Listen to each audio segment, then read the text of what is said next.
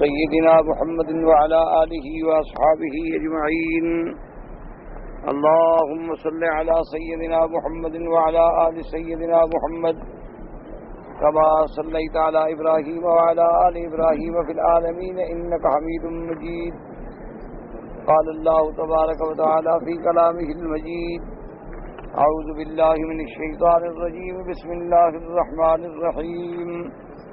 ألم تر إلى الذين قيل لهم كفوا أيديكم وأقيموا الصلاة وآتوا الزكاة فلما كتب عليهم القتال إذا فريق منهم يخشون الناس كخشية الله أو أشد خشية وقالوا ربنا لم كتبت علينا القتال لولا أخرتنا إلى أجل قريب قل متاع الدنيا قليل والآخرة خير لمن اتقى ولا تظلمون فتيلا أينما تكونوا يدرككم الموت ولو كنتم في بروج مشيدة وَإِن تُصِبْهُمْ حَسَنَةٌ يَقُولُوا هَذِهِ مِنْ عِنْدِ اللَّهِ وَإِن تُصِبْهُمْ سَيِّئَةٌ يَقُولُوا هَذِهِ مِنْ عِنْدِكَ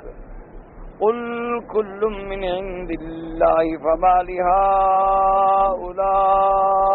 الْقَوْمِ لَا يَكَادُونَ يَفْقَهُونَ حَدِيثًا ما أصابك من حسنة فمن الله وما أصابك من سيئة فمن نفسك وأرسلناك للناس رسولا وكفى بالله شهيدا. قال المؤلف والمفسر رحمه الله تعالى: أدام النفع بعلومه وعلومكم في الدارين آمين. إلى أن قال: كان المؤمنون في ابتداء الإسلام وهم بمكة مأمورين بالصلاة والزكاة وإن لم تكن ذات النصب وكانوا مأمورين بمواساة الفقراء منهم وكانوا مأمورين في الصفح والعفو عن المشركين والصبر إلهين. یعنی ابتدائی اسلام میں جو مسلمان مکے میں تھے ان کو حکم تھا کہ بس عبادت کریں، نماز ادا کریں، زکوٰۃ ادا کریں، صدقات و خیرات کریں. گو اس وقت تک نصاب متعین نہیں ہوئے تھے، نہ زکوٰۃ کے اور نہ احکام مرتب ہوئے تھے پورے کے پورے جماعت کے ارکان کے. اور حکم تھا کہ غریبوں کی ہمدردی کریں اور اعراض کریں، درگزر کریں، مشرکین کے مقابلے پر صبر کریں ایک مدت تک، جب تک کہ اللہ تبارک و تعالیٰ کو منظور ہے. وَكَانُوا يَتَحَرَّكُونَ وَيَدُّونَ لَهُمْ رُوبَ الْقِتَالِ يَشْتَرُونَ مِنْ أَعْدَائِهِمْ وَلَمْ يَكُنْ الْحَالُ إِذَاكَ مُنَاسِبٍ لِّأَصْوَابٍ كَثِيرَةٍ مِنْهَا. اور صحابہ دل میں جلتے تھے اور چاہتے تھے کہ اللہ ان کو اجازت دیں تاکہ وہ بھی اپنا دل ٹھنڈا کر سکیں اور دشمنوں کا مقابلہ کر کے جواب دیں. لیکن اللہ کی حکمتیں تھیں اور اسباب بھی ظاہراً تھے. ان اسباب میں سے ایک سبب تو یہ تھا کہ قلت عددہم بالنسبۃ الی کثرۃ عدد عدوہم، کہ مسلمان بہت تھوڑے تھے اور دشمنوں کا عدد جو ہے وہ بہت زیادہ تھا. ومنها كونهم كانوا في بلدهم وهو بلد الحرام اشرف بقاع الارض. اور دوسری وجہ یہ تھی کہ یہ بلد اللہ الحرام ہے، مسجد الحرام ہے اور ساری دنیا میں سے اشرف اور بہتر بقاع زمین ہے. تو اللہ تبارک و تعالیٰ چاہتے تھے کہ یہاں جہاد نہ ہو، قتال نہ ہو، تاکہ حرمت امن جو ہے وہ قائم دائم رہے. فلم يكن الامر بالقتال في ابتداء كما يقال فلهذا لم يؤمر بالجهاد الا بالمدينه المنوره. یہاں حکم ان کو قتال اور جہاد کا نہ دیا گیا، لیکن جب مدینہ منورہ میں پہنچے تو پھر حکم آیا. اما صارت لهم دار ومنة وانصار، چونکہ اب ان کا گھر بھی تھا، ان کو رکاوٹ بھی تھی اور ان کے مددگار بھی تھے. اب اللہ نے مہربانی فرمائی کہ مدینہ منورہ میں جانے کے بعد اوس اور خزرج کے قبائل جو تھے وہ اسلام میں داخل ہو گئے.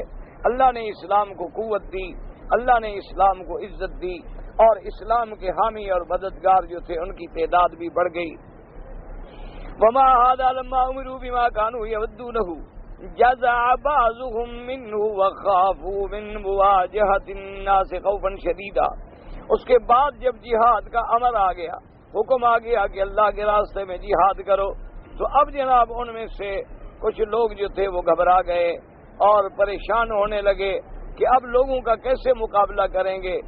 وقالوا ربنا لم كتبت علينا القتال لولا أخرتنا إلى أجل قريب أي لولا أخرت فرضه إلى مدة أخرى.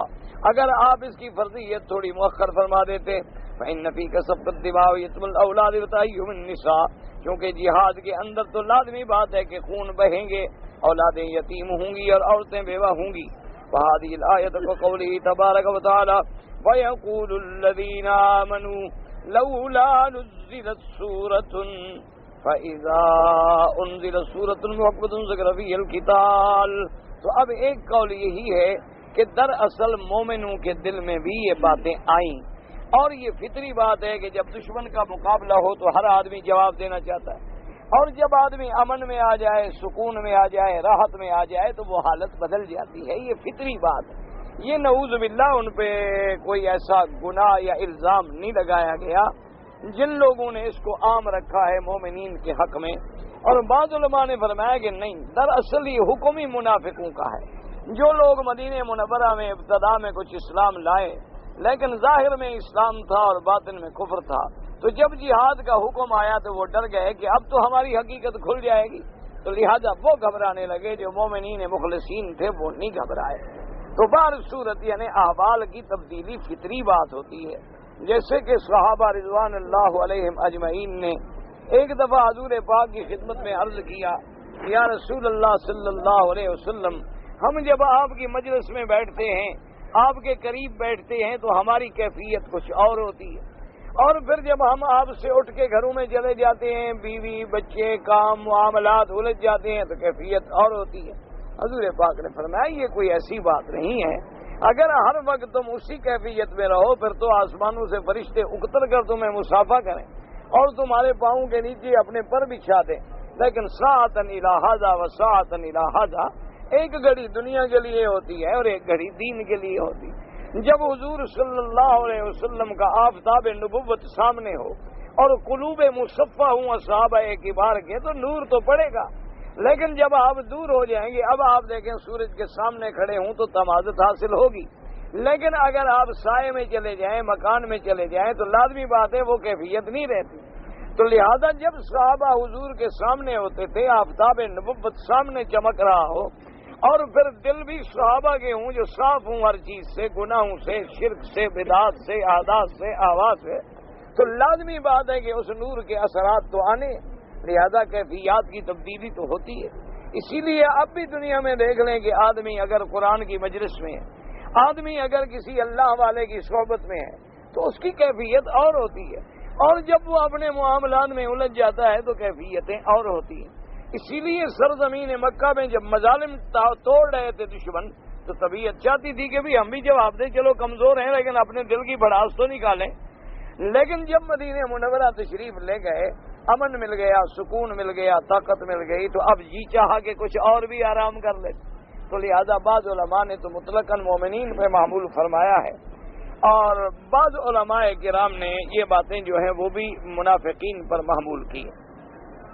قال ابن ابي حاتم حدثنا علي بن الحسين قال حدثنا محمد بن عبد العزيز عن ابي زرعه وعلي بن رباح قال حدثنا علي بن الحسن الحسين بن واقد بن عمرو بن دينار نے کرتا ابن عباس رضی اللہ تعالی عنہما ان عبد الرحمن بن عوف واصحاب له اتوا النبي صلی اللہ علیہ وسلم مکہ. انہوں نے روایت بیان فرمائی کہ حضرت عبد الرحمن بن عوف اور ان کے کچھ ساتھی جو ہیں وہ حضور پاک کی خدمت میں آئے جب مکی زندگی تھی. فقالوا یا نبی اللہ صلی اللہ علیہ وسلم كنا في عزت ونحن مشركون فلما آمنا صرنا اذلہ. انہوں نے کہا کہ یا رسول اللہ کیا بات ہے، جب تک ہم کافر تھے، مشرک تھے تو بڑا ہمارا عزت تھی، اب جب سے ہم مسلمان ہو گئے ہم تو کمزور ہو گئے، ذلیل ہو گئے، اب ہر کوئی ہمیں ستاتا ہے، مارتا ہے. یہ کیا وجہ ہے آخر، اس کی وجہ کیا؟ قال انی امرت بالعفو فلا تقاتل القوم. حضور نے فرمایا اللہ نے مجھے حکم دیا ہے کہ معاف کرو، درگزر کرو، صبر کرو، ایک جہاد کا حکم نہیں. فلما حوله الله الى المدینہ امرہ بالقتال وکفوا فانزل اللہ تبارک وتعالی عز وجل. اب جب میرے آقا مدینہ منورہ میں تشریف لے آئے اور امر جہاد کا آیا تو پھر وہ گھبرانے لگے. الم تر الی الذین قیل لهم کفوا ایدیکم واقیموا الصلاۃ وآتوا الزکاۃ الآیہ رواه النسائی والحاکم من مردوی من حدیث علی بن الحسن شقیقا به وقال سبحان السدی لم يكن عليهم الا الصلاۃ والزکاۃ فسأل الله ان يفرض عليهم القتال فلما فرض عليهم القتال ان پر ما سوائے نماز اور زکوٰۃ کے کوئی فرض اور نازل نہیں ہوا تھا، وہ چاہتے تھے کہ جہاد بھی فرض ہو جائے، اب جب جہاد فرض ہو گیا تو گھبرانے لگے۔ وَإِذَا فَرِيقٌ مِّنْهُمْ يَخْشَوْنَ النَّاسَ خَشْيَةَ اللَّهِ أَوْ أَشَدَّ خَشْيَةً وَقَالُوا رَبَّنَا لِمَ كَتَبْتَ عَلَيْنَا الْقِتَالَ لَوْلَا أَخَّرْتَنَا إِلَىٰ أَجَلٍ قَرِيبٍ، یعنی موت تک۔ قال اللہ تعالیٰ قُلْ مَتَاعُ الدُّنْيَا قَلِيلٌ وَالْآخِرَةُ خَيْرٌ لِّمَنِ اتَّقَىٰ وقال مجاہد ان هذه الآیت نزلت فی الیہود۔ حضرت مجاہد رحمۃ اللہ علیہ فرماتی ہیں کہ یہ آیت یہود کے بارے میں، یعنی یہود سے مراد یہ ہے وہ لوگ جو اسلام میں داخل ہو گئے، کیونکہ جب مدینہ منورہ میں میرے آقا کو اللہ نے عزت دی، حضور صلی اللہ علیہ وسلم کو دین میں غلبہ ملا، تو اب یہودیوں نے سوچ لیا کہ بھی اب اللہ کے نبی کا مقابلہ کرنا تو مشکل ہے، لہذا اسلام کے اندر داخل ہو کر اسلام کو نقصان پہنچاؤ۔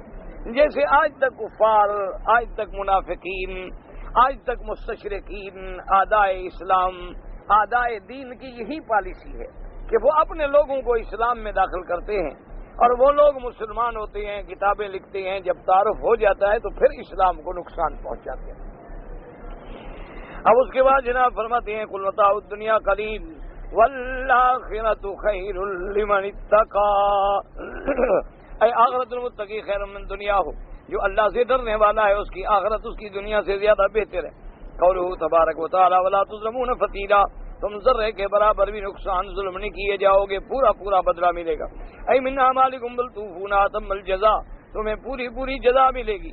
فہذہ تسلیۃ لهم من الدنیا وترغیب لهم فی الآخرۃ وتحریض لهم علی الجہاد، یہ ان کے لیے تسلی ہے، یہ ان کے لیے ترغیب ہے، یہ ان کے لیے ابھارنا ہے، تحریض ہے کہ جہاد کے لیے تیار ہوں۔ وقال ابن ابی حاتم حدثنا ابی قال حدثنا یعقوب بن ابراہیم الدورقی قال حدثنا عبد الرحمن بن مہدی قال حدثنا محمد بن زید الشام قال قال حسن کو متاع الدنیا قلیل قال رحم اللہ عبدا صاحب على حسب ذلك وما الدنيا كلها ولا اغرى الا كرجل نام نومة فرأى في منامه ما بعد ما يحب ثم انتبه۔ وقال ابن معین كان ابو مسحر ينشد ولا خير في الدنيا لمن لم يكن له من الله في دار المقام نصيب فإن تعجب الدنيا رجالا فإنها متاع قلیل والزوال قریب۔ اب جناب فصل رحمۃ اللہ علیہ فرماتی ہیں کہ حضرت حسن نے جب یہ آیت تلاوت فرمائی قل متاع الدنیا قلیل، تو فرمانے لگے اللہ تبارک و تعالی بندے پہ رحم کرے کہ بندہ سب کچھ جو ہے وہ دنیا کو سمجھتا ہے، حالانکہ دنیا کیا ہے؟ دنیا کا اول اور آخر کی مثال ایسی ہے کہ جیسے کوئی بندہ سو جائے اور خواب دیکھے کہ میں بڑے باغ میں ہوں، بڑے مزے میں، اور آنکھ کھل جائے، دنیا تو بس اتنا ہی ہے، دنیا تو ایسی چیز ہے، تو ختم ہونے والی چیز ہے، یہ تو فنا ہونے والی چیز ہے، اس میں دل لگا کے آدمی اپنی آخرت برباد کر لے، یہ تو بہت بڑے خسارے کا سودا ہے۔ اور حضرت ابو مسر جو تھے وہ یہ شعر بھی پڑھتے تھے کہ اس کے لیے دنیا میں کوئی بھلائی نہیں جس کے لیے اللہ تبارک و تعالیٰ کے ہاں اس مقام میں حصہ نہ ہو۔ اگر تم دنیا کی لذتوں پہ تعجب کرتے ہو تو یہ دنیا کیا ہے؟ ایک متاع ہے، ایک عارضی تھوڑی سی متاع ہے، اور اس کا زوال جو ہے فنا ہونا بہت قریب ہے۔ وقولہ تبارک و تعالی اینما تکونوا یدرککم الموت ولو کنتم فی بروج مشیدہ ای انتم صائرون الموت لا محالہ ولا ینجو منہ احد منکم۔ اللہ پاک نے فرمایا تم سب نے موت کی طرف جانا ہے اور کوئی بھی موت سے نہیں بچ سکتا، موت تمہیں آدھا پہنچے گی، چاہے تم بند محلوں میں بڑے بڑے ابراج میں کیوں نہ چھپ جاؤ، موت کا وقت مقرر ہے، اور ہر آدمی گویا موت کی طرف خود بخود جا رہا ہے۔ یعنی انسان سمجھتا ہے کہ میرا بچہ جوان ہو رہا ہے، لیکن وہ یہ نہیں سمجھتا کہ وہ موت کے قریب جا رہا ہے، کیونکہ جو جو دن آ رہا ہے تو اس کی زندگی کا ایک دن گھٹ رہا ہے۔ اسی لیے آدمی کو چاہیے، آدمی تو سمجھتا ہے نا چلو جی آج ہم یہ کریں گے، کل ہم یہ کریں گے، پتہ نہیں اب یہ سانس گئی ہے واپس بھی آئے گی کہ نہیں آئے گی، یہ دنیا تو فانی ہے، تو اس دنیا میں دل لگانے کا کوئی فائدہ نہیں، آدمی تو دل اس سے لگائے نا جو ہمیشہ رہنے والی چیز ہے۔ اسی لیے بعض بزرگوں نے ایک مثال لکھی ہے، اللہ تبارک و تعالیٰ ہی بہتر جانتے ہیں، تاریخی واقعات ہیں۔ ایک بہت بڑے بزرگ گزرے ہیں حضرت مرزا مظہر جان جانا رحمۃ اللہ علیہ، بہت بڑے اللہ کے ولی تھے. ان کی خدمت میں ایک آدمی آیا تھا تربیت حاصل کرنے کے لیے. وہ خدا کی شان ہے کہ ایک دن اتفاق سے گیا تو کوئی حضرت کی کنیز تھی، کوئی خادمہ تھی، کون تھی، وہ بڑی خوبصورت عورت تھی. اس نے دیکھا تو عاشق ہو گیا، دیوانہ ہو گیا. آدمی کا پتہ تو ہوتا کوئی نہیں. خیر اس کو اس نے جب اظہار کیا تو وہ 8-10 دن کے لیے وہ لڑکی جو تھی وہ غائب ہو گئی. 8-10 دن کے بعد جو ہے وہ پھر سامنے آئی تو بالکل سوکھ کے کانٹا ہو گئی. اس نے دیکھا، اس نے کہا یہ کیا بات ہے، یہ تو اتنی خوبصورت جمیل عورت تھی، اس کو کیا بلا ہو گئی؟ تو اس نے کہا کہ کیا ہو گیا تمہیں؟ اس نے کہا ادھر آؤ. تو وہ لے گئی اور 1-2 ڈبے بھرے پڑے تھے. اس نے کہا یہ دیکھو. یہ کہا تو بدبو ہے، گندگی. اس نے کہا اسی پہ تو تم عاشق تھے، یہ جب تک میرے پیٹ میں تھا تو تم عاشق تھے، یہ نکل گیا ہے، تمہارا عشق نکل گیا، بس ہوا ختم ہو گئی ہے تمہاری. عاشق جو تھے تم کس بات پر؟ یہ بننے میں کیا ہے؟ گندگی ہے، پانی ہے، خون ہے، اور کیا ہے؟ اور یہ اگر نکل جائے تو پھر بندہ کیا ہے؟ تو تم انہی گندی چیزوں پہ عاشق ہو کے تباہ کر رہے تھے اپنے ایمان کو اور اپنی آخرت. تو اس کو سمجھ آئی بات. تو اس وقت تو اللہ والوں کی خدمت میں عورتیں جو رہنے والی تھی وہ بھی دین والی ہوتی، مرد بھی دین والے ہوتے تھے. اگر کسی کو بھٹکتا ہوا دیکھتے تو اس کی اصلاح کرتے تھے کہ تاکہ یہ صراط مستقیم پہ آ جائے اور گناہوں کی دلدل سے پھنس جائے، بچ جائے. اللہ تبارک و تعالی رحمت. تو متاع دنیا جو ہے وہ تو فانی. جیسے اللہ نے فرمایا کل من علیہا فان ویبقى وجہ ربک ذو الجلال والاکرام. وقال تعالی کل نفس ذائقۃ الموت. ہر بندے نے موت کا ذائقہ چکھنا ہے. اور جب موت آ جاتی ایمان سے کہیں دیکھیں آدمی کا بے انتہا بیٹا ہو، بھائی ہو، بے انتہا محبوب بیوی ہو، مر جائے کتنے دن رکھو گے گھر میں؟ یعنی آدمی 2 دن بھی برداشت نہیں کر سکتا. کہتا ہے جلدی کرو بس نکال. جوں جوں دیر گزرتی جائے گی انسان کی اصلیت نکلتی جائے گی، بدبو ہوگی. کیوں؟ انسان کیا ہے؟ جیفا کیا ہے؟ کیا ہے؟ اب جناب برفیں منگواؤ، تلاجوں میں رکھو، کولڈ اسٹوریج میں دفن کرو تاکہ ٹھنڈے میں رہے، گرمی نہ پڑے. کیوں؟ ورنہ تو بس حقیقت کھل جائے گی کہ ہے کیا بندہ. محبوب ترین آدمی ہو، 4 دن تو اس کو لاش کے پاس بٹھاؤ، دیکھو کتنا عشق رہتا ہے. کہے گا جی رات کو لاش کھانے آ جاتی ہے، بات دوڑے گا بیچارہ، بھاگو جلدی کرو دفن کرو. تو اس لیے اللہ نے فرمایا یہ ہر چیز پہ فنا ہے، ہر جیدار نے موت کا ذائقہ چکھنا ہے. وقال تعالی وما جعلنا لبشر من قبلک الخلد. اللہ نے فرمایا کہ میرے مدنی محمد مصطفیٰ صلی اللہ علیہ وسلم آپ سے پہلے بھی ہم نے کسی بشر کے لیے کوئی ہمیشگی تو نہیں لکھی، سب پہ فنا آنی. جتنے انبیاء آئے اللہ ان پہ کروڑوں صلاۃ و سلام فرمائیں، لیکن سب اپنے اپنے وقت مقرر پہ تشریف لے. والمقصود ان كل واحد صائر الى الموت لا محالۃ. خلاصہ کیا نکلا کہ ہر بندے نے موت کی طرف جانا ہے. ولا ينجيه من ذلك شيء سواء جاهد او لم یجاہد. اب موت سے کوئی چیز نجات نہیں دے سکتی، چاہے وہ جہاد کرے یا جہاد نہ کرے. تو موت تو آنی آنی. جو جہاد نہیں کرتے وہ بھی تو گھر میں مر جاتے ہیں. فَإِنَّ لَهُ أَجْلًا مَحْتُومًا. ہر شخص کے لیے ایک وقت ہے مقرر شدہ، معین شدہ، وہ آگے پیچھے بھی نہیں ہوتا. وَمَقَامًا مَقْسُومًا. اور اللہ نے اس کی جگہ موت کی جو ہے وہ بھی تقسیم کر دی ہے کہ فلاں فلاں جگہ مرے گا، فلاں فلاں جگہ مرے گا. ہر چیز ہو چکی ہے.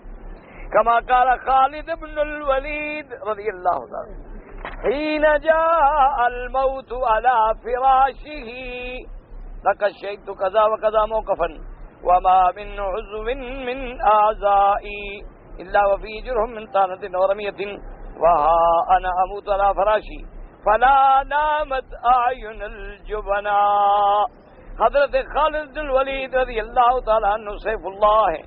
جب ان کی موت آنے لگی اپنے بستر پہ اپنے گھر میں تو فرمانے لگے کہ دیکھو میں نے کتنی معرکوں میں حصہ لیا، میں نے کتنی غزوات میں حصہ لیا. اور میرا کوئی عضو ایسا باقی نہیں ہے کہ جس پر کوئی نیزے کا یا تیر کا نشان نہ ہو، یعنی سر سے لے کر پاؤں تک کوئی بدن کا 1 انچ جگہ بھی خالی نہیں تھی۔ حضرت خادم ولید رضی اللہ تعالیٰ عنہ کی کہیں تلوار لگی، کہیں نیزہ لگا، کہیں تیر لگا، لیکن فرمایا کہ دیکھو آج میں بستر پہ مر رہا ہوں، یعنی اللہ نے مجھے جہاد میں موت نصیب نہیں فرمائی، یہ اللہ کی حکمتیں ہیں۔ فرمایا خدا کرے کہ بزدلوں کو تو کبھی آرام نہ ملے، کیونکہ بزدل ہونے کا فائدہ کیا ہوا؟ دیکھو میں نے اتنی جنگیں لڑی لیکن مقدر جنگ میں موت نہیں آئی۔ موت کا وقت مقرر ہے۔ وہ جہاد سے جو آدمی ڈرے، اللہ کے راستے میں مجاہدے سے ڈرے کہ مر جاؤں گا، مرنا تو ہر کسی نے، اگر عزت کی موت ملے تو سبحان اللہ، رحمت کی موت ملے، ایمان کی موت ملے اور شہادت کی موت ملے، جس کے لیے صحابہ رضوان اللہ علیہم اجمعین بھی دعائیں کرتے تھے۔ دیکھا نہیں کہ سیدنا امیر المؤمنین عمر بن الخطاب رضی اللہ تعالیٰ عنہ کہتے ہیں اللہم ارزقنی موت الشہادت فی سبیلک، کہ یا اللہ مجھے شہادت کی موت عطا فرما کہ تیرے راستے میں شہید ہو جاؤں۔ اسی لیے حدیث پاک میں آتا ہے کہ قیامت والے دن اللہ فرمائیں گے شہید سے کہ تمنا کرو، تو شہید کہے گا مولا پھر دنیا میں بھیجو اور پھر مجھے اتنی دفعہ زندہ کرو، ہر دفعہ زندہ ہوں اور تیرے راستے میں شہید ہو جاؤں، کہ یہ جو مقام شہادت ہے، یہ جو تو نے اتنا بڑے ہمارے لیے مدارج رکھے ہیں، میں چاہتا ہوں کہ پھر میں دوبارہ تیرے راستے میں شہید ہوں۔ وَقَوْلُهُ تَبَارَكَ وَتَعَالَى وَلَوْ كُنْتُمْ فِي بُرُوجٍ مُشَيَّدَةٍ، مشیدہ کہتے ہیں حسینۃ منیعۃ عالیۃ وفیعۃ، ایسی بلڈنگیں جو بڑی قلعہ نما ہوں، ایسی بلڈنگیں جو جن کے دروازے بند ہوں، بنیا مانا روکنے والی کہ اندر کوئی چیز نہیں آ سکتی، بہت بلند، بہت اونچی کہ دشمن کا تیر بھی نہیں پہنچ سکتا، لیکن اس میں بھی چھپ جاؤ تو موت نے تو آنا ہے، موت تو تمہیں کہیں بھی نہیں چھوڑے گی۔ وَقِيلَ هِيَ بُرُوجٌ فِي السَّمَاءِ، اور دوسرا قول یہ ہے، بعض علماء نے فرمایا کہ جیسے قرآن کہتا ہے کہ اللہ نے آسمانوں میں برج بنائے ہیں جو مرکز ہیں سیارات کا، کہ اگر تم زمین کے بجائے ان بروج میں بھی جا کے چھپ جاؤ لیکن موت تمہارا پیچھا نہیں چھوڑے گی، موت نے تو آنا ہے، چاہے زمین میں چھپو، چاہے آسمانوں میں چھپو، چاہے محلوں میں چھپ جاؤ یا بروج میں چھپ جاؤ، جو وقت مقرر ہے وہ آئے گا۔ فقال الصدیق المنیۃ لا یغنی حضر وتحسن الموت، اصل قول یہی ہے کہ بروج مشیدہ کا معنی ایسی بڑی بلڈنگیں جو بڑی سیمنٹڈ، بڑی محفوظ، بڑی رکاوٹ والی ہوں، ان کو کہا جاتا ہے۔ مقصد یہ ہے کہ جتنی بچو، جتنی قلعے بندیاں کرو، موت آنی ہے تو آ کے رہے گی، وہ نہیں ٹل سکتی۔ کما قال زہیر بن ابی سلمہ ومن ہاب اسباب المنایا انه ولو رام اسباب السماء بسلم، جیسے کہ زہیر نے کہا ہے کہ جو چاہے کہ میں موت کے اسباب جو ہیں اس سے ڈرے لیکن وہ پہنچے گی، چاہے کہ وہ اگر کسی رسی کے ذریعے آسمانوں میں سیڑھیاں بنا کے بھی چڑھ جائے لیکن موت نے تو پہنچنا ہے، موت اس کو معاف نہیں کرے گی، چاہے آسمانوں میں پہنچ جائیں چاہے زمینوں کے نیچے چلے جائیں۔ دیکھا نہیں ہے کہ بڑے بڑے لوگ محل بنواتے ہیں، بڑے بڑے لوگ زمین دوز مکان بنواتے ہیں، لیکن کیا موت سے بچ گئے؟ موت رک گئی، موت ٹل گئی۔ اللہ تبارک و تعالیٰ معاف فرمائے۔ اور خدا کی شان ہے کہ موت جہاں اللہ نے لکھی ہے آتی بھی وہی ہے، یعنی وہ جگہ بھی نہیں بدل سکتی، اور اللہ نے اس کا علم بھی کسی کو نہیں دیا۔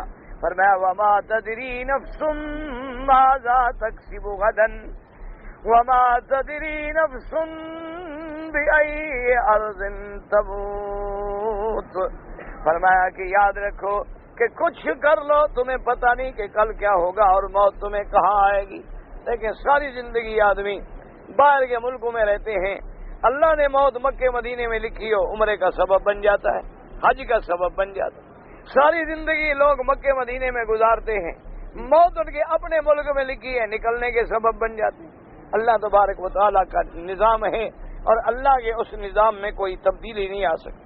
ثم قیل المشیدۃ ہی المشیدۃ کما قال وقص المشید وقیل بل بینہما فرق وهو ان المشیدۃ بالتشدید ہی المطولہ وبالتخفیف ہی المزینۃ بالشید وهو الجس۔ ہم اس میں دو گراتے ہیں، بعد نے پڑھا ہے برج مشیدۃ ولو کنتم فی بروج مشیدہ، بعد نے پڑھا وَلَوْ كُنْتُمْ فِي بُرُوجٍ مُشَيَّدَةٍ، تو فرق کیا ہے؟ اگر ہو مشیدہ تشدید سے مانا اونچے برج، اونچے محل، اگر ہو مشیدہ مانا بڑی بڑی عمارتیں جن کو چونے کیے جائیں، رنگ کیے جائیں، وہ کوئی بھی کچھ نہیں بچا سکتا. جتنی بڑی عمارتیں ہوں، جتنی بڑی بلڈنگیں ہوں، جتنے بڑے انتظامات ہوں، موت نے آنا ہے تو آ کے رہتی ہے. بڑے بڑے لوگ ہسپتالوں میں داخل ہوتے ہیں، ICU میں ہوتے ہیں، تمام نگہداشت کے انتظام ہوتے ہیں. جب موت آتی ہے کوئی بچا نہیں سکتا، کوئی دنیا کی طاقت روک نہیں سکتی.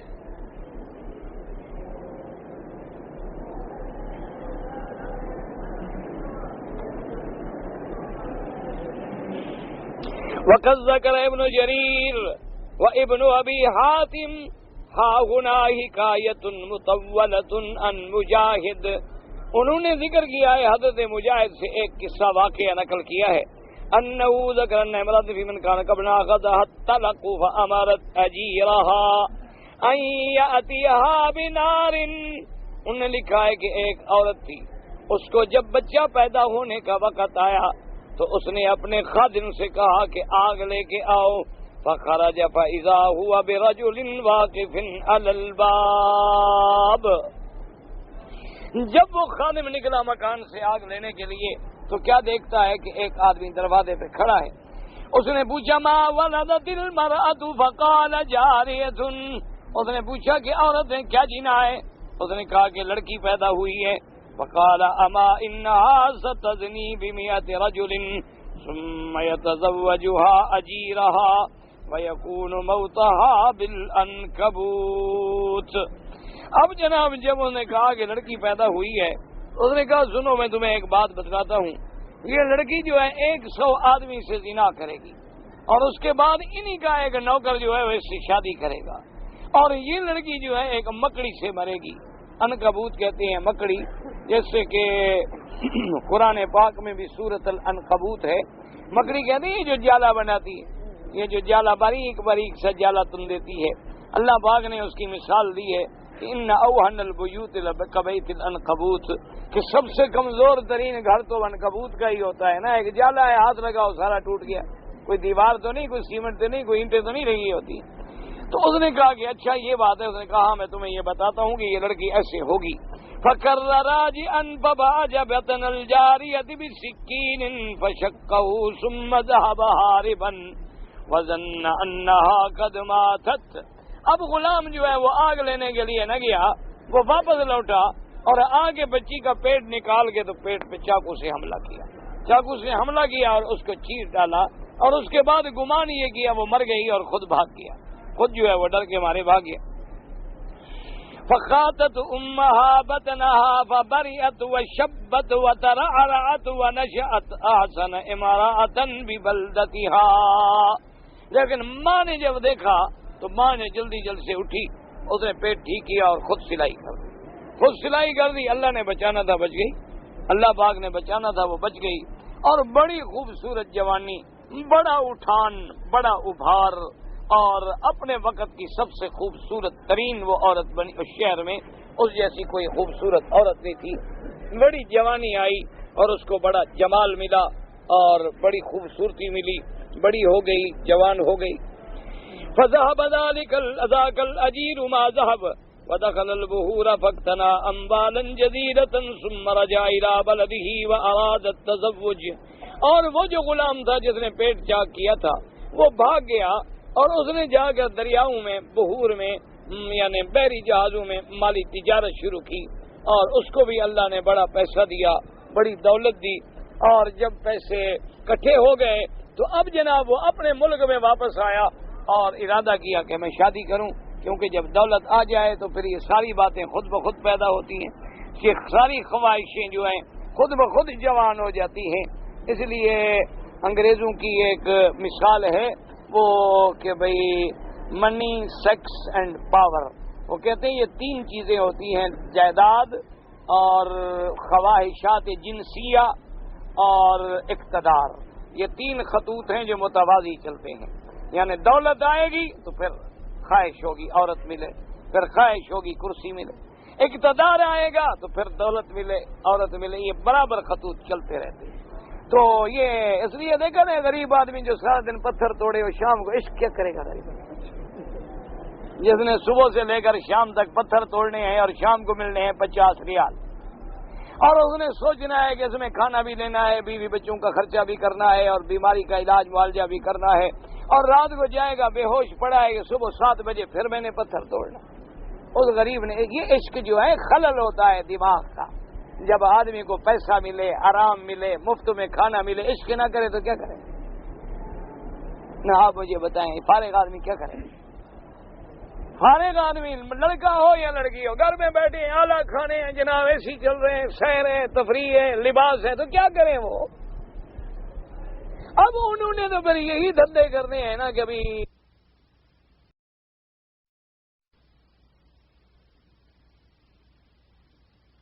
کیا عشق کرے، یا ماشاء اللہ بسم اللہ کر کے آپ لے لینا جی، اللہ نے کتنا کتابیں اتاری ہیں، ایک ساتھ کیا اتارا ہے؟ وَأَنزَلْنَا الْحَدِيدَ، لوہا بھی اتارا ہے۔ ایک ڈنڈا ہو نا جی، لوہے کی شام چڑی ہوئی ہو، 8-10 صبح شام لگائیں، 8ویں دن عشق رہے تو باقی مجھے آ کے مار دینا۔ چلو میرا آپ کے ساتھ فیصلہ، 8 دن صبح شام بسم اللہ الرحمن الرحیم کر کے جی شروع ہو جائے، عشق بشق سارا ہوا ہو جائے گا۔ یہ خلل ہے دماغ کا، کچھ نہیں ہوتا ہے۔ کیا ہے؟ فارغ ہے آدمی، نہ تو یا تو آدمی عبادت میں مصروف ہو، خوف خدا ہو، ٹھیک، وہ تو ہم نے اپنے گھروں میں پیدا کیا، وہ تو ہمارے گھر خوف خدا سے خالی ہے۔ ہمارے گھروں میں کیا بھرا ہوا ہے؟ فلمیں، تصویریں، ویڈیو کیمرے، مووی بنانے کے آلات، اور مختلف قسم کی ڈشیں، کھانے، ایئر کنڈیشن کی ٹھنڈی ہوائیں۔ اور جس آدمی نے ساری زندگی کھوتی پر بھی نہیں چڑھا تھا، اس کو مل جائے کار، دماغ خراب نہیں ہوگا؟ اس کو اتار کے 10 میل چلاؤ پہاڑ میں پیدل، پھر عشق یاد رہے تو جو مرضی ہے مجھے سزا دو۔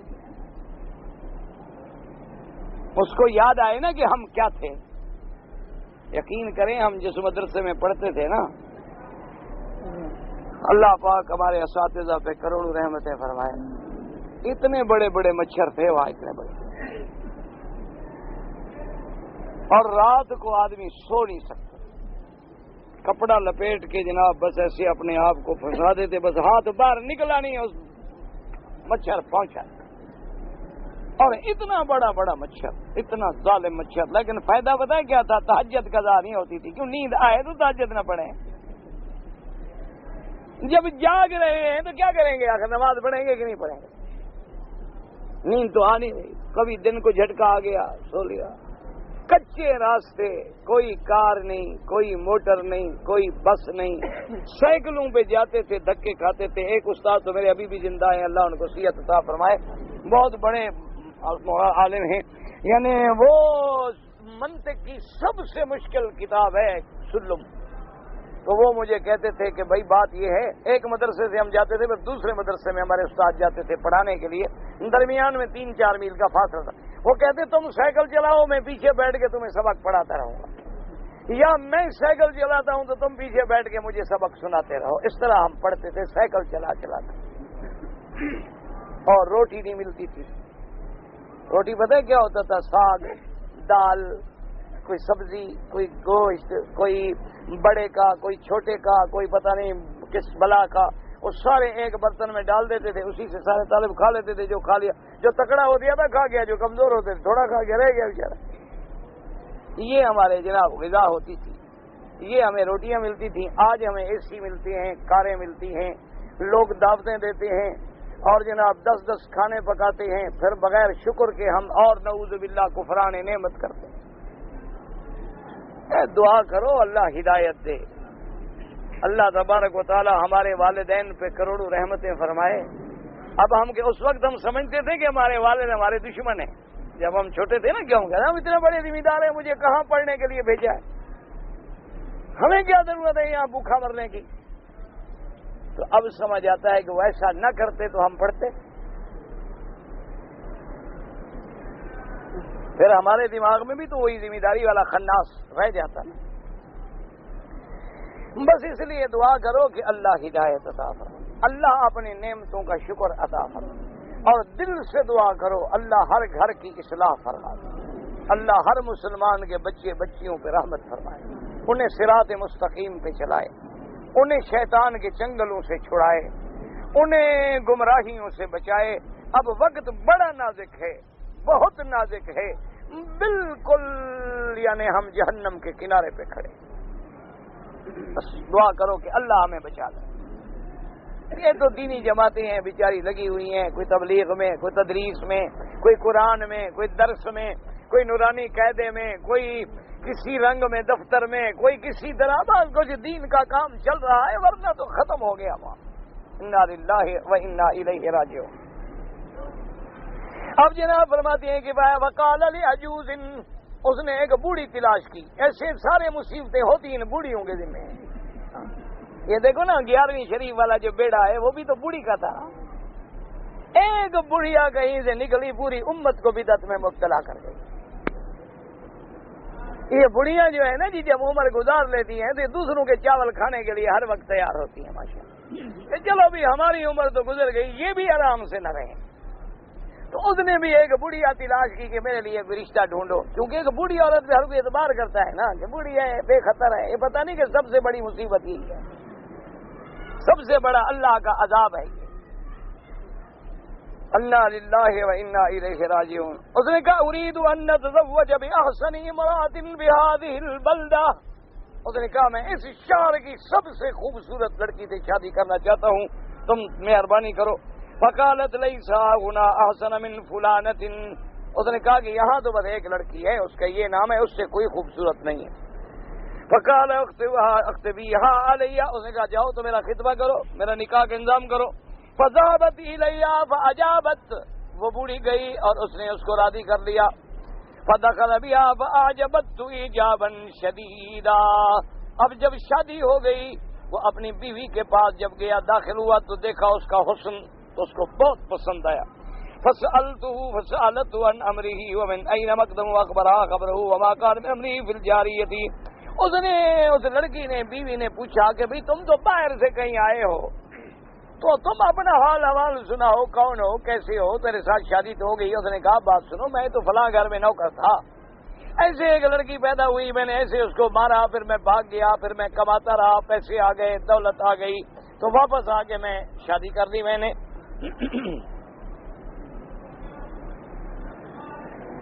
فقالت انا ہی واردت مکان السکین فتحقق ذلك. جب اس نے خبر سنائی تو اس عورت نے کہا کہ بات سنو, وہ جس لڑکی کو تم نے چاقو سے کاٹا تھا نا وہ تو میں ہوں, اور تمہیں تسلی نہ ہو تو یہ دیکھ لو, چاقو کا نشان بھی دیکھ لو. اب جب اس نے دیکھا تو اس نے کہا بھی بات تو ٹھیک ہے, یہ تو وہی لڑکی ہے. فقال ان كنت اياه فقد اخبرني باثنتين لا بد منهما احداهما انك قد زنيت ب100 رجل.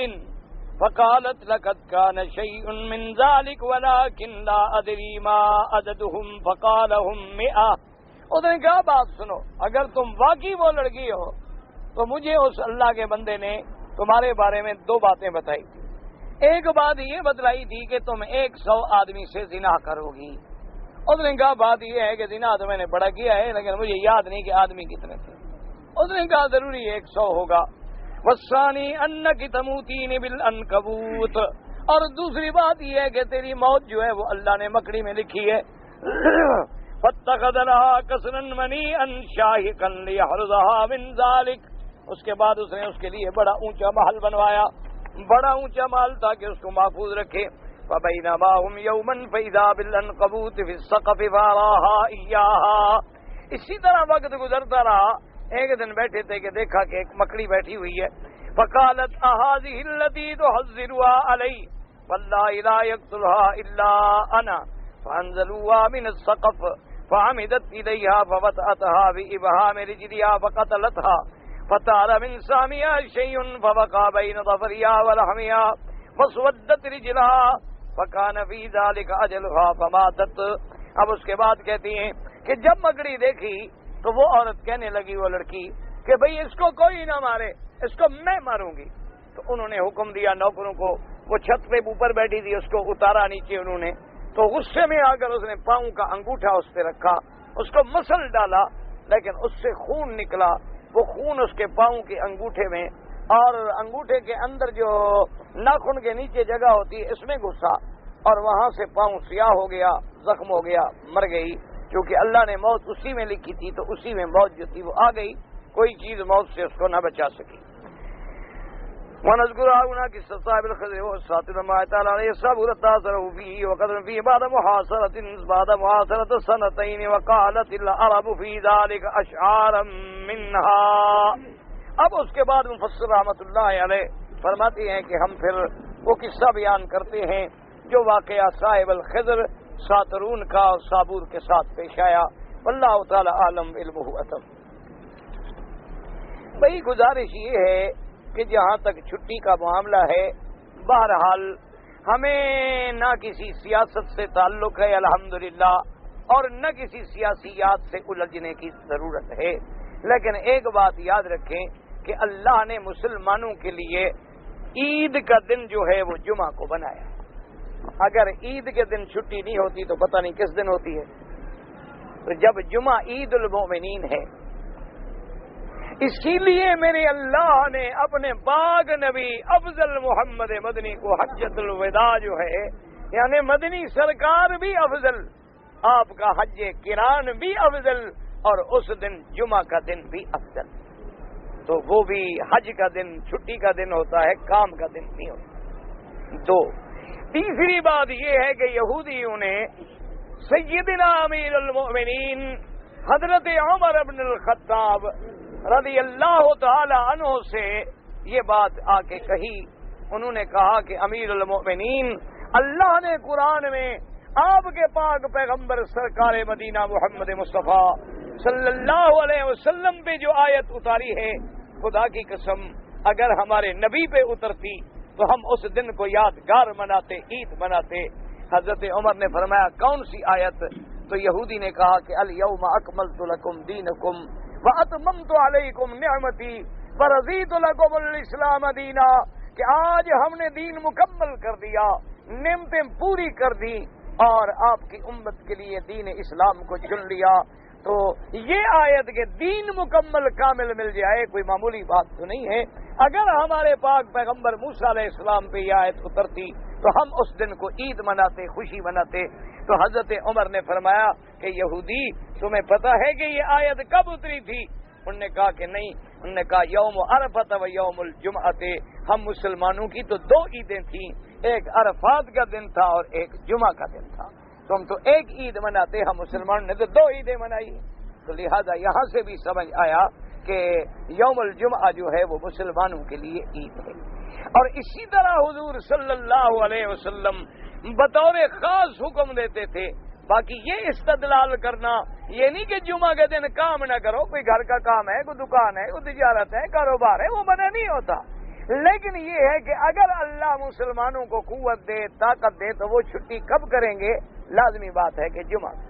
اور اسی طرح حرمین الشریفین کو دیکھ لیں، یہاں الحمدللہ اسلام کی حکومت ہے، یہاں قرآن و سنت کا قانون ہے، یہاں باقاعدہ وزارت عدل ہے، باقاعدہ قضاء ہیں، باقاعدہ محاکم شریعہ ہیں، باقاعدہ اللہ کے حدود جاری ہوتے ہیں، تو یہاں بھی دن جمعہ کا ہے۔ اور اسی طرح بلاد عرب میں بھی اور بلاد اسلامیہ میں بھی، اور اسی طرح خلفائے راشدین، اسی طرح سید حضرت عمر ابن عبدالعزیز، اور اسی طرح جتنے دین والے لوگ گزرے ہیں انہوں نے اسی دن کو اہمیت دی ہے۔ تو مسلمانوں کا تعامل، صحابہ کا تعامل، اجماع امت، یہ ساری دلیلیں اسی طرف ہیں۔ باقی ان باتوں میں جھگڑے، لڑائیاں، فسادات، آرٹیکل لکھنے سے کچھ نہیں ہوتا۔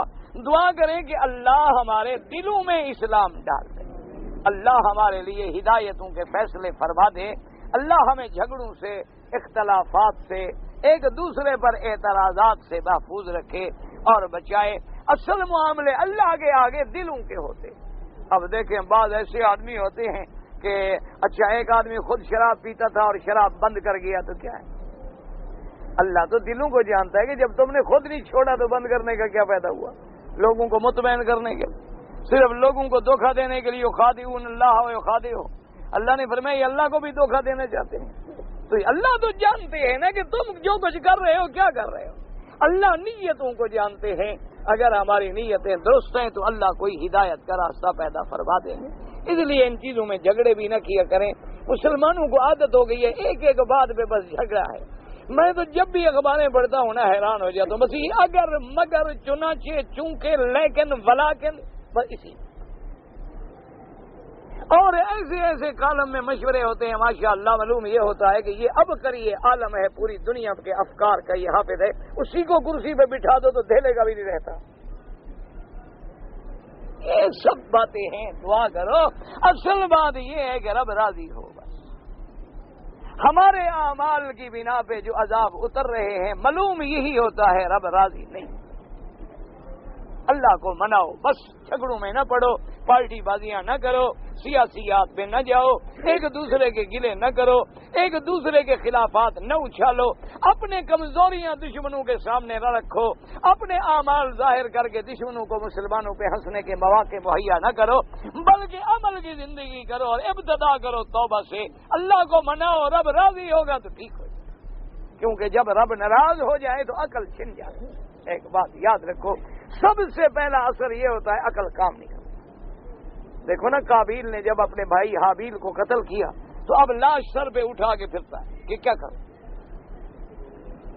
کیوں عقل نہیں کرتا۔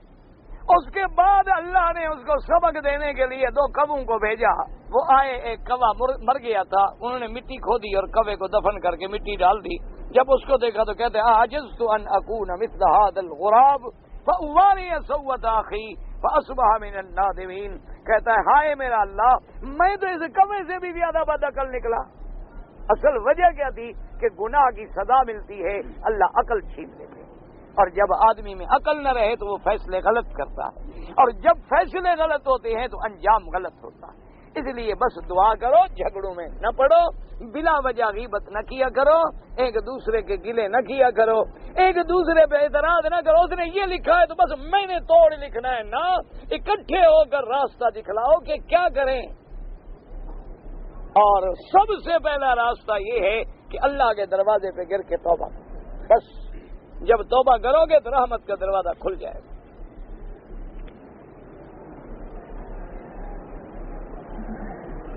اگر آدمی 4 رکعتیں سنتیں پڑھ لے، آخری اتحیات میں خیال آ جائے کہ میں نے 3 سنتیں پڑھی ہیں، 4تھی باقی ہے، گزارش یہ ہے کہ اگر اس کا گمان غالب ہے کہ 3 ہیں تو پہلے کھڑے ہو کے پوری کرے، پھر سیدھا صاف کرے۔ گمان غالب ہے کہ میں نے پڑھ لی ہیں 4 تو بس اسی پہ عمل کرے۔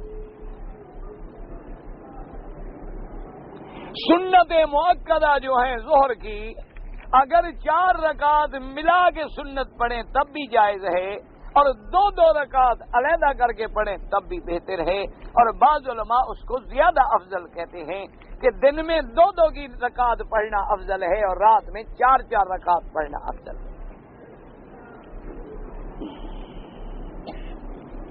نماز فرض کے بعد ہاتھ اٹھا کر دعا مانگنا، اب میرے خیال میں بس مسئلے یہی باقی رہ گئے، باقی سارے حل ہو گئے، بس یہ باقی 2-4 مسئلے رہ گئے، قوم اسی پہ کھڑی ہے۔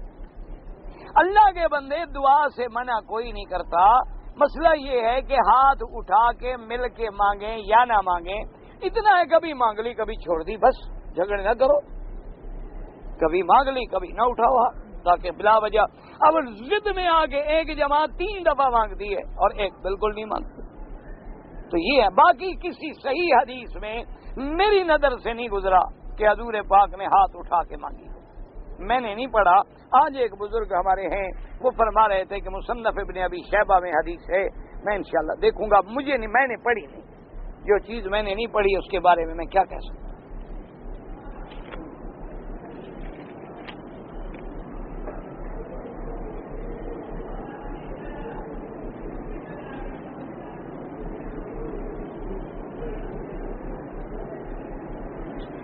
ہم جو ہے جی چند سالوں سے عمرے کے لیے آتے ہیں، میری بیوی بھی ساتھ ہوتی ہے، بلڈ پریشر ہے، مریضہ ہے، تو ہم جب جدے اترتے ہیں تو ہمیں دوست اپنے گھر لے جاتے ہیں، پھر اس کے بعد ہمیں اڈے پہ چھوڑتے ہیں۔ بات سمجھیں، جب آپ کراچی سے روانہ ہوتے ہیں آپ کی نیت یہ ہوتی ہے کہ ہم جدے جائیں گے، دوستوں کے گھر میں رہیں گے، اس کے بعد ہم مکے جائیں گے، پھر تو دم نہیں پڑے گی، کیونکہ آپ کی نیت سیدھی مکے کی ہے ہی نہیں، نیت ہی جدے کی۔ لیکن آپ میقات کے عمرے سے محروم ہو گئے، پھر آپ عمرہ کریں گے تو جدے سے احرام باندھیں گے۔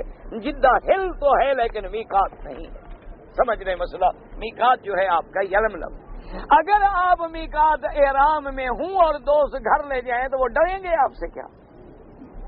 احرام میں آدمی کو بگڑ جاتا ہے، بگڑ جاتا ہے، یعنی جو لباس میرے اللہ کو پسند ہے تمہیں وہ برا لگتا ہے، وہی احرام باندھ کے آ جاؤ، احرام کے ساتھ دوستوں کے پاس چلے جاؤ، 1-2 گھنٹے آرام کرو، پھر مکے آ جاؤ، کوئی ایسی بات نہیں۔ اسی احرام میں رات رہ جاؤ، صبح آ جاؤ، کوئی بات نہیں۔ 10 دن احرام میں جدے رہ جاؤ، پھر آ جاؤ مکے۔ لیکن اپنا میقات کا عمرہ تو تم نے ہمیشہ ضائع کر دیا نا۔ احرام تو تم نے جدے سے باندھ لیا، لیکن میقات کا عمرہ جو ہے وہ ضائع ہو گیا۔ اس لیے ہمیشہ احتیاط کریں خدا کے بندے۔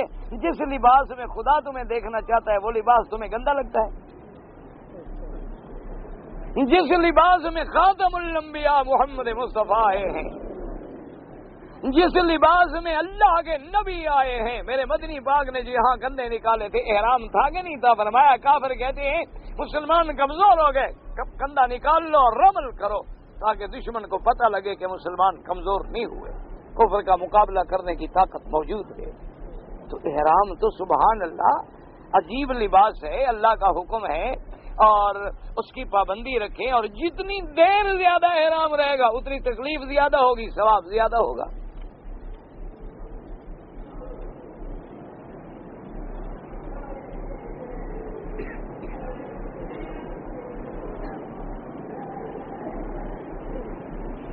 میرے ماموں ہیں، نوکری سے ریٹائر ہو چکے ہیں، لڑکا دفتر میں کام کرتا ہے، ان کی لڑکیاں بھی ہیں، شادی بھی کرنی ہے، گھر میں ٹیلی ویژن بھی ہے، فریج بھی ہے، فون بھی ہے، تو زکوٰۃ لے سکتے ہیں؟ پھر کیوں لے سکتے ہیں زکوٰۃ؟ یہ ٹی وی ٹیلی فون کا خرچہ تو نکالو مہینے کا، ویسے تمہارے ماموں ہیں، بڑے ہیں، ویسے دے دیا کرو، زکوٰۃ کا مسئلہ کیوں حرام کرتے ہو؟ اصل میں ہر آدمی سوچتا ہے نا کہ اللہ کا حق بھی ادا ہو جائے میرے گھر میں۔ اور خدا کے بندے اگر ماموں کو تم نے باپ سمجھا ہے تو ویسے تو ان کو زکوٰۃ ضروری دینی ہے، مال جو کہ میل کچیل ہے، زکوٰۃ بھی اچھی چیز ہوتی ہے، زکوٰۃ تو میل کچیل ہے، اسی لیے اللہ نے نبی پاک پہ، نبی کی آل پہ زکوٰۃ کو حرام رکھا ہے کہ سید زکوٰۃ نہیں لے سکتا۔ کیوں؟ ایک دفعہ حضرت حسن حسین نے کھجوریں پڑی تھی، ایک ایک دانہ اٹھا کے منہ میں ڈال لیا، حضور نے پکڑ لیا، جلدی جلدی نکالو، جلدی کرو، نکالو جلدی کرو۔ اب چھوٹے بچے ہوں نے کہا یہ تو میل ہے لوگوں کا، تم کھاتے ہو، اللہ نے تمہیں پاک رکھا ہے۔ تو ماموں جو ہے وہ بھی باپ ہوتا ہے، تو لہذا اس کی تم ویسے خدمت کرو، لیکن اگر گھر میں فریج بھی ہے، ٹی ویاں بھی ہیں، ٹیلی فون بھی ہے، تو زکوٰۃ کہاں لے سکتے ہیں؟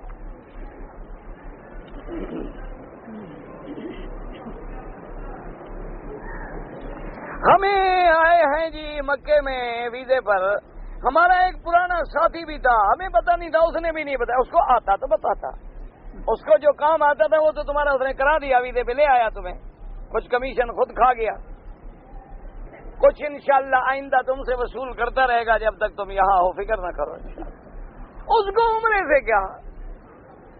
لہذا جب اللہ توفیق دے ایک ایک دم ادا کرو بکری۔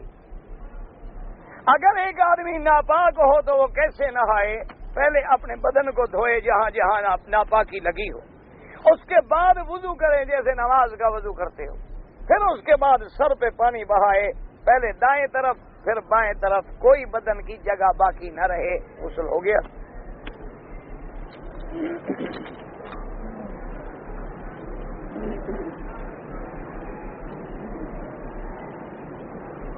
امام صاحب نے چوتھی رکعت میں بیٹھنا تھا، وہ بھول کے کھڑے ہو گئے، بتلانے والوں نے پیچھے بتلایا لیکن وہ نہیں مانے اور کھڑے رہے، پھر انہوں نے 6 رکعتیں پڑھی، ٹھیک کیا، کیوں جب کھڑا ہو جائے آدمی پھر نہیں، اگر اٹھ رہا ہو بتائیں تو بیٹھ جائے، اگر زیادہ کھڑے ہونے کے قریب ہے تو اب بیٹھنے کی ضرورت نہیں ہوتی، اب اس کو کھڑا ہونا چاہیے تھا، اس نے ٹھیک کیا، اس نے صحیح نماز پڑھائی، پھر 5 رکعتیں تو ہوتی نہیں، اس لیے اس نے 6 رکعتیں پڑھائی اور اپنی غلطی کا سجدہ صاف کر لیا، نماز ٹھیک ہو گئی۔